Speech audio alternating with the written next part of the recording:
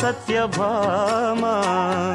బంగారు గిన్నెలోని పరువాల పాయసాలు నీకే ఉంచా నేను పోకిరి. చక్కంగా ముందుకొచ్చి సందేళ విందులిస్తే కాదంటానా జతరా మరి. వారం వర్జం చూడాలి, ఆపైనే నీతో ఓడాలి.